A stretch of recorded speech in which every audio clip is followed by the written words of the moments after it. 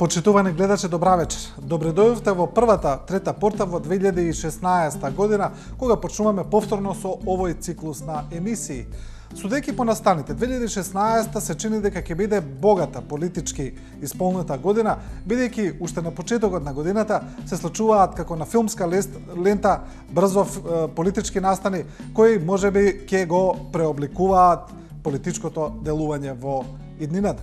Почнуваме со некои од трите теми кои беа најинтересни во изминатата недела или недели, бидејќи е прва трета порта, можеби да видиме и малце подлабоко поназад. Да видиме, најинтересно е она што се случуваше е гостувањето на лидерот на СДСМ Зоран Заев на Канал 5 телевизија. Можеби како што велат некои и не би било толку чудно, тоа воопшто не би било вест во нормална земја, но во Македонија гостување на лидер на опозиција на некоја од националните телевизии е навистина вест и по ова интервју има доста реакции, особено на социјалните мрежи ќе ги видиме. Исто така во оваа емисија ќе зборуваме и за посетата на премиерот Груевски на Соединетите Американски држави, како и на посетата на европските пратеници на Македонија кои дојдоа да видат што се случува со имплементацијата на договорот од Пржино, а на крајот ќе имаме и една тема која ќе ја видиме, а таа тема предизвика доста големи потреси во јавноста. Но да не откриваме се на почеток, почнуваме со реакциите по интервјуто на Зоран Заев за Канал 5. Одиме со новинарот Миодраг Мишолик. Мишолик на својот Facebook профил пишува: "Се согласувам дека синоќа во интервјуто Заев ја растори Богатинова, но две работи не смее да се заборават, додека се ликува над големата победа врз режимското новинарство.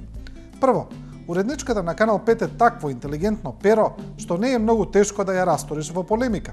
Лидерот на СДСМ и даде неколку зицери за да го поклопи со контра прашање, ама таа не знаеше да ги препознае и да ги искористи. Например, тезата дека се среќавал со тој Джауш, осуден за криминал, исто како што се среќава со Груевски, против кого е поднесена кривична пријава, односно е осомничен за криминал." Продолжуваме со друг новинар, а кој, ако не новинарите, најдобро знаат што се случува при едно интервју, овој пат со Велими Тановски, кој вели: "Вистинското прашање е, кој дозволил вака болен ум да води телевизија? Од разговорот што Лидија Богатинова го водеше со Зоран Заев, можевме за жал да заклучиме само едно. Дури и самото дно, кое со вакви новинари е достигнато, ете имало уште едно двојно дно. Оваа персона треба да знае дека таму седи поради интересот на јавноста, а токму таа јавноста ја остави без одговор на прашањето која е позадината за гостувањето на Заев кај нејзе. Таа не треба Заев скришом да го подсетува за позадината, туку треба нам на гледачите на јавноста да ни ја соопшти. Страшно, грозно, подло. Може ли ова да влезе во категоријата новинарство?"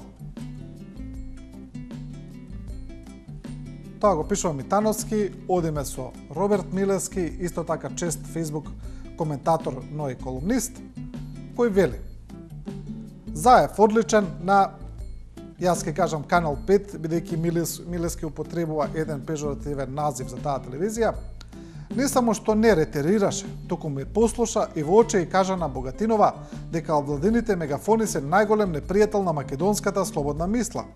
А одговорот за Чауш едноставно перфектен. Да парафразирам, на прашањето дали се дружел со криминалци, тој одговори дека ете се дружи и со осомничени за кривични дела, како што е Груевски, кој пак оди по емисии кај правосилно осудени криминалци." Тоа го пишува Роберт Милевски.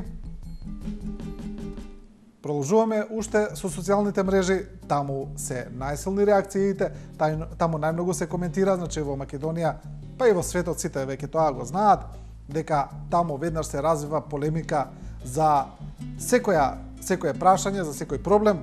Одиме Билјана Ацевска, исто така на Facebook, вели: "Ичичко сем му рече на Грујо. Не само што ќе му овозможиш на лидерот на опозицијата да настапува во сите твои медиуми, туку и пиар ќе му станеш и се најубаво ќе зборуваш за него и СДСМ."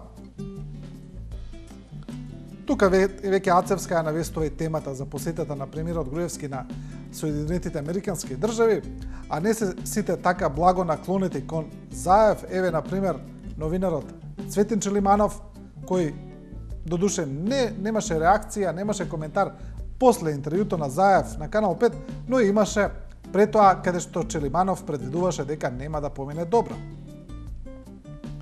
СДСМ по се изгледа мисла дека работите се уште не одат доволно лошо за нив, па решиле да го пратат Зоран Заев на интервју во Канал 5. Да се подсетиме дека по сите досегашни негови настапи следуваа или деманти или општо зезање, или смени на што тој го интервјуирал. Затоа да се избегнат овие несакани последици, СДСМ имале неколку барања пред интервјуто. Разговорот да го води Роберт Поповски. Да нема трик прашање, например, од каде смрди рибата. Чаошо да ги исече деловите во кој Заев ке тропне зелена. Опција позови пријателја, фрчко фрфљо. Рада како го експерт за висок напон, да добие непречен пристап до најблиската трафостаница во текот на целото интервју. Значи, тоа е мислењето на Челиманов. Продолжуваме со Бранко Геровски. Значи, имаме една серија на новинарски размислувања. Геровски вели: ако Заев цврсо обстои на она што го кажа вечерва на Канал 5, не прифаќаме украдени избори, тогаш избори не може да има, не само во април, туку ни во јуни. Толку многу предизвици има пред нас, што реално нешто сериозно на темата фер избори може да се сработи. Најрано до септември. Во секој случај, импонира одлучноста со која лидерот на опозицијата одбива да легитимира нова изборна кланица. И ќе видиме уште едно размислување за интервјуто на Зоран Заев за Канал 5. Овој пат не е новинар, туку професор, значи Ѓорги Спасов, кој има едно друго размислување во друга насока. Вели: срамно однесување на Канал 5 и на Богатинова во вториот дневник. Куп лаги кажа, издиктирани од Центарот за лаги и комуникации, како никој да не го гледал интервјуто со Заев и не го објавија во вториот дневник. Да кажеше Груевски било каква глупост, ќе ја разубавуваа и повторуваа до безсвест. Едноставно срамно. И потоа не се однесувале непријателски кон СДСМ, не добиле извинување. Ова што го прават е злоупотреба на националната концесија и во демократски општества за вакви груби злоупотреби и злосторнички здружувања се одговара. Тоа е размислувањето на професорот Спасов. Одиме со темата на која се однесува на патувањето на премиерот Груевски на Соединетите Американски држави. Таму Груевски се сретна со подпредседателот на САД Џозеф Бајден. Одиме со колумна објавена од страна на Ерол Ризаов во на неговото Мое ќоше на интернет.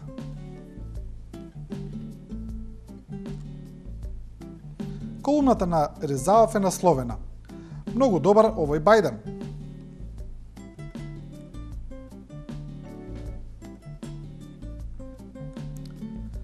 Многу брзо ќе дознаеме што навистина се кажале Бајден и Груевски ако внимателно ги следиме следните чекори и настани што ќе се случуваат во Скопје. Во текот на оваа и наредната недела ќе се нижат дешавки во низа како на филмска лента. Прво што ќе падне во очи е дали Америка и Европската Унија имаат координиран и усогласен став за наредните чекори во Македонија. Тоа може да се дознае од следните изјави на американскиот, германскиот, англискиот, францускиот и холандскиот амбасадор, од амбасадорот на Европската Унија и на емисарите од Брисел и Европарламентот, олеснувачите во преговорите кои се во Скопје и ја чекаат разврската на договорот од Пржино и оставката на Груевски, а најмногу го чекаат ставот на Америка. Ако на Бајден навистина му биле поважни, веродостојни избори од датумот кога ќе се одржат, тогаш внимавајте на реакциите на дежурните провладени критичари на Америка, на Европската Унија и на домашните предавници. Што пожестоки се тие критики, толку повеќе се стега маневарскиот простор на Груевски за уште едни избори по стара и секогаш добитна шема. Тоа го пишува Ерол Ризаов.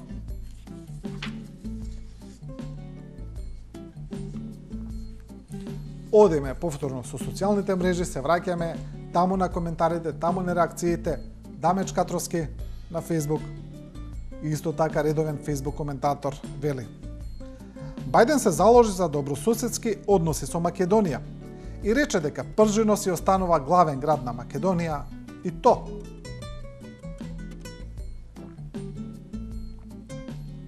Дамечкаторскиот Прилеп, многу често во своите колумни, во своите написи го употребува и прилепскиот дијалект. Владимир Петрески, новинар, аналитичар, вели: Што ти е интерес? Најголемите мразачи на НАТО, на САД, на ЕУ, најголемите протестанци во државата ја величаат и му честитаат на Груевски за неговата средба со Џо Бајден.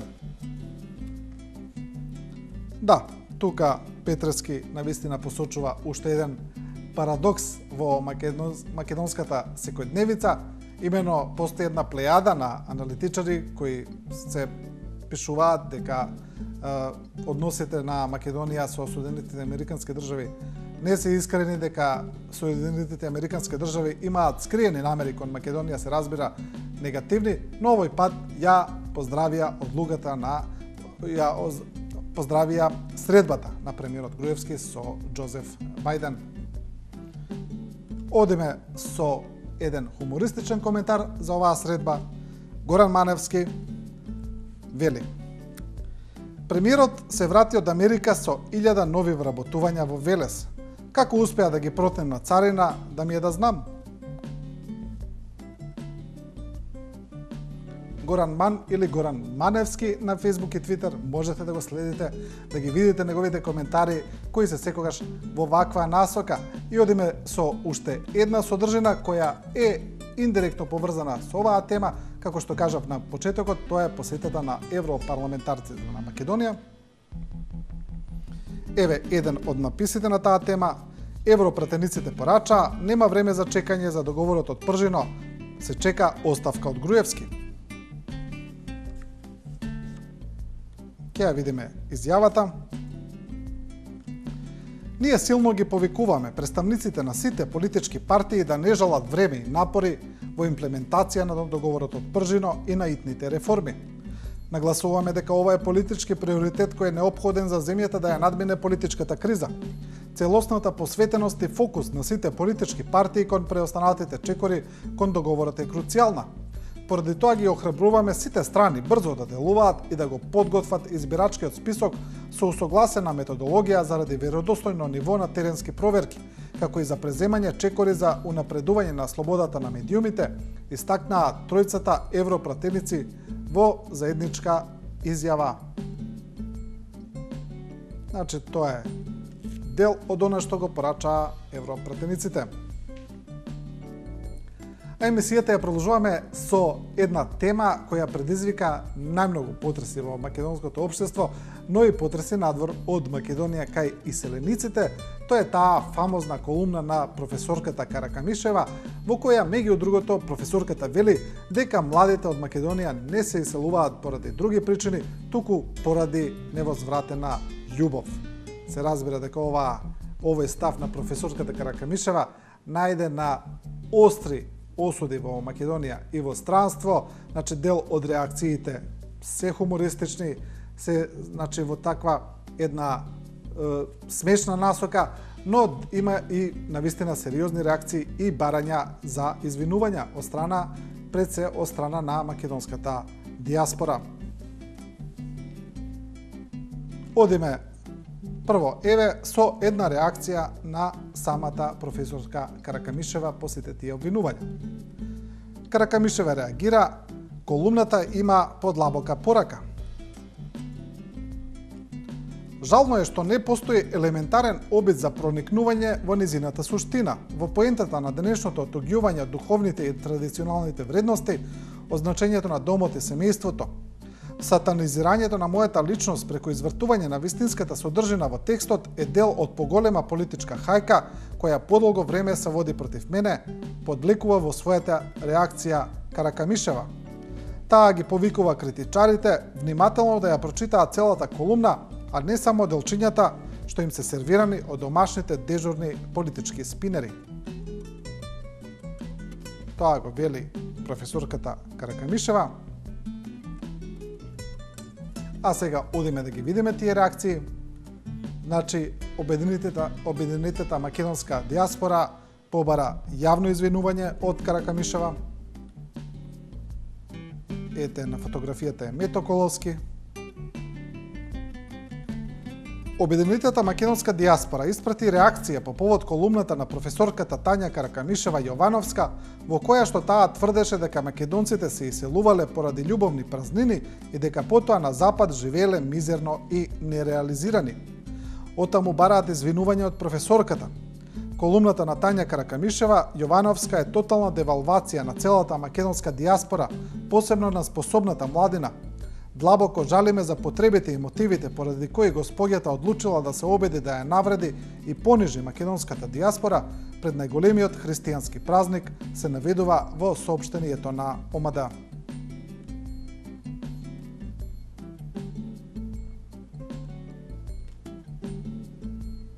Еден од македонските иселеници е и писателот Ивица Челиковиќ, кој живее во Шведска.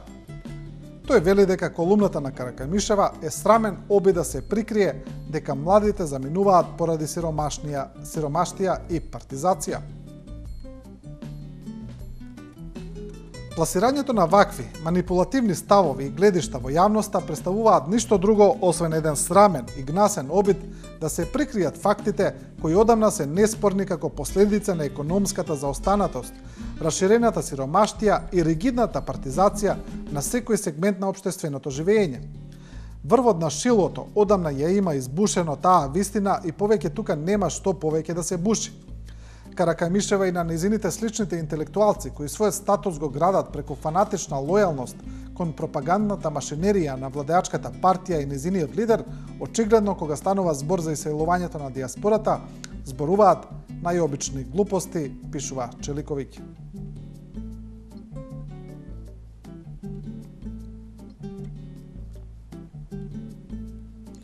А до професорката Каракамишева отворено писмо пратија и академци кои велат дека се подпишале како академци од белиот свет, кои исто така остро и жестоко реагираат на незините пишувања. Еве дел од писмото. Да почнеме од почеток. Вие правите вашата анализа со 30 на луѓе, без воопшто да спомнете кој временски период на иселување го опфаќате. Според Юростат во Македонија во последните 10 години се иселени 230.000 граѓани, а според Светската банка 447.000 граѓани се иселени до 2010 година. Без разлика кој временски период сте го имале како референца, дали се последните 10, 50 или 100 години, вашата анализа не опфаќа ниту 1% од иселеното население. Да не зборуваме за демографска, социјална и економска анализа на вашата таргет група пред да заминат од Македонија, која воопшто не ја не споменувате. Недостатокот на овие фактори едноставно ја прават вашата анализа најмалку сериозна, а повеќе скандалозна со вашето академско его. Несериозноста не е единствен проблем, всушност во вашата изјава имате парадоксални аргументи. Значи, академците ја критикуваат професорката на академски начин со барање на нејзината научна подлога на она што го пишува. Одиме со уште еден текст, овој пат објавен на ТВ Орбис од Битола. Текстот е на Емилија Саравска. Мујо е во Канада, а Хасо во хаос. Јавноста очигледно падна на провокациите на професорката Тања Каракамишева. Сеедно дали нејзината намера во текстот била поинаква, погрешно протолкувана, или како што таа оценува дека се прави класичен манипулативен политички спин на колумна која има многу подлабока порака од онаа што спинерите сакаат да ја представат.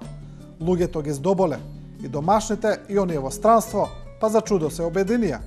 Ги здоболи професорите и младите и старите, особено што текстот доаѓа од универзитетски професор кој им предава на нашите млади по уставно право и политички систем.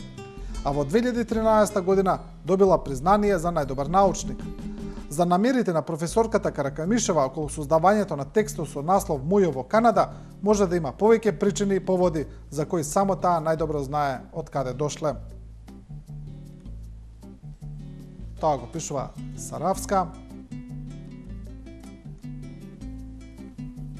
А граѓаните продолжија со реакции. Овој пат реакции има од самите луѓе и тие направија една интернет петиција која се однесува на професорката Тања Каракамишева. А петицијата бара таа да се исели од Македонија. Еве го тој текст.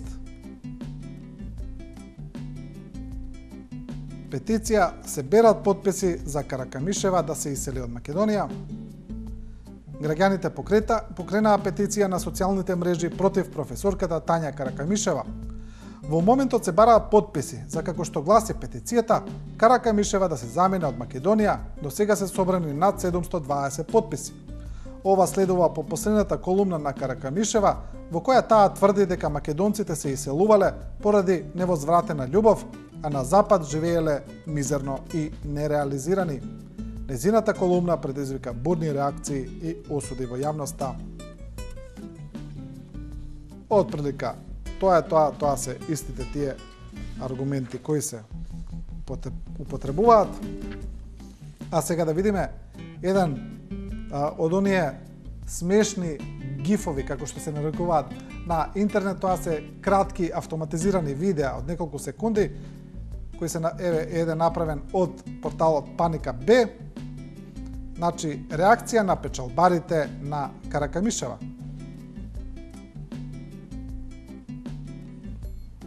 Значи, ова е всушност сцена од филмот Глуп и поглупав. Глупав и поглупав, да. Тоа е правилен превод. И одиме со уште еден хумористичен пристап на ставовите на Каракамишева. Тоа е од порталот 24 Струмица, која презентира една паравест. Вонредно, бугарското Министерство за надворешни работи ја стопира процедурата за издавање пасоши. Ке добиваат само македонците кои не чувствуваат љубовна празнина. Ваквата одлука стапила на сила откако првите луѓе на Министерството за надворешни работи во Бугарија ја слушнале изјавата на професорката Каракамишева, која воедно ги критикувала за лесниот начин на издавање пасоши, а со тоа и нанеле огромна штета на Македонија. До вчера немаше никаков одговор од страна на нашиот сосед, но достан синоќа по интервјуто на уредникот на Канал 5 Богатинова со лидерот на опозицијата Зоран Заев, свикана е во одредна седница. На седницата властите во Бугарија одлучиле да го стопираат процесот на издавање пасоши за македонците, се до моментот кога младите ќе дојдат до повисок степен на духовна исполнетост. Побаравме одговор од бугарското МНР до кога ќе важи ваквата одлука. Од таму кратко ни одговорија дека ќе почекаат да поминат празниците што се слават во Македонија до крајот на месецот, со цел да се утврди дека не постои толку голема љубовна празнина во домот како на денот кога се празнуваше Божик. Тоа е таа паравест, смешна вест, значи морам да потенцирам уште еднаш за некој да не добие впечаток дека ова навистина се случило.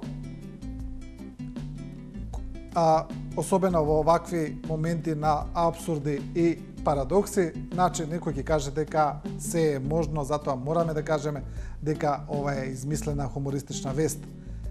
И во таков стил ќе ја завршиме оваа емисија со сопственикот на Радио Бубамара и организаторот на познатите награди за популарноста Златна Бубамара, Ранко Петровиќ, кој вели дека контравицовите се неуспешна мисија. Некој што сака да направи нешто од контра или за инает, тоа не може да се постигне во уметноста. Ако некој сака да направи виц, а да е контравиц, тоа е неуспешна мисија, вели Ранко Петровиќ, автор и режисер на Златна Бубамара, во неделно интервју на Радио Слободна Европа.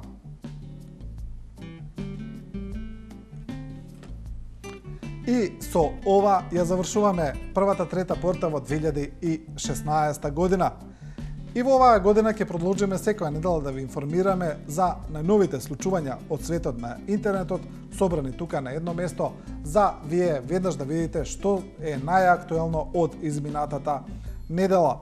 Мотото на трета порта било и ќе остане, дека ние не ви кажуваме како да размислувате, туку ви ја прикажуваме големата слика, заклучоци носете сами, а до тогаш останете и со програмата на 24 вести.